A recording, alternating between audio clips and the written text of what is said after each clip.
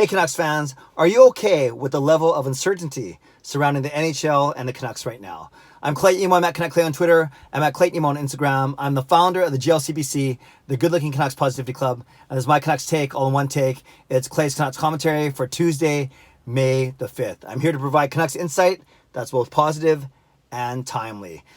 Thank you to everyone who joined me. I did an Instagram live last night. I didn't promote it too much, but it was fun. I went on for about 40 minutes, and anyone who wanted to talk to me, I brought them on, and it turned out to be about a few people, a lot of them from the Canucks Canucks world that were joined me, and a lot of the talk happened to be about the Canucks. Maybe that's what's on people's minds right now. I meant that to be for everyone who follows me on Instagram, but the people at least that were brave enough to request to be on the video with me and share some screen time with me, it was great. We had a lot of good people. I don't want to mention them all because I'd forget someone, but I appreciate all of you that came on to join me on Instagram last night. Just something different from the YouTube stuff that I've been doing.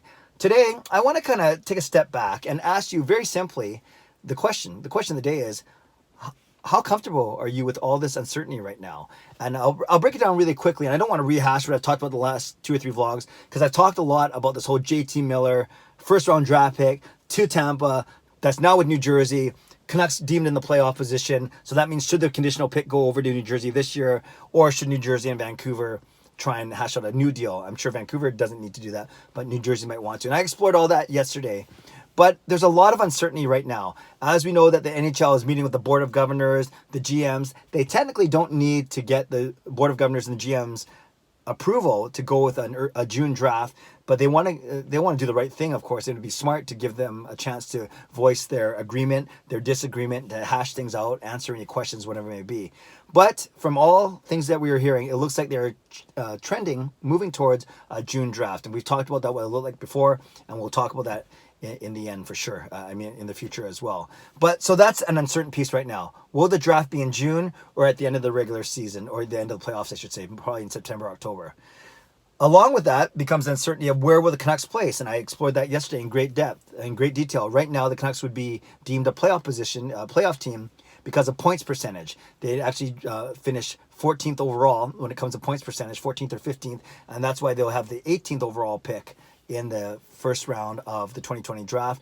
And therefore, technically, by the conditions of that trade with Tampa, now in New Jersey would get our first round pick. So are you okay with that uncertainty? The fact that we think that's the way it's trending, but we don't know for sure, because it's got to be A, when do they decide the draft's going to be, and B, how are they going to determine what the final standings are, and that's how you determine draft position. So are you okay with that uncertainty right now, or the certainty, there is none right now, but the potential that we are going to give our first round draft pick 18th overall to New Jersey this season to fulfill the conditions of that trade? I talked about that yesterday, and most people seem to think that's okay because it's in the lower half of the first round. Then there's an uncertainty of whether or not there's even going to be NHL this season. And if that's the case, if they do come back, do they finish off the regular season and then go into the playoffs, a full regular playoffs? And that's after, of course, a 3-week training camp of some sort to get everyone back into game shape. Or do they go straight to the playoffs? Or do they go to some hybrid model where every team plays only a few more games to get up to 75 games? Or is it they allow more than 16 teams in? They have 24 teams or 20 teams and do some sort of quick play-in to get down to your 16 teams. So there's all those things to talk about, which we have been talking about. Are you okay with that uncertainty? And let's move to the Canucks themselves. On the ice, we know that there's a bunch of UFAs, big-name UFAs, like Jacob Markstrom, Tyler Toffoli, Chris Tanev, Oscar Fandenberg is also UFA. Then you have RFAs. You got to extend offers if you want to guys like Josh Levo, and to the big ones, Jake Virtanen and Troy Stetcher. So at least 7 or 8 there that I just named. Are you okay with that uncertainty?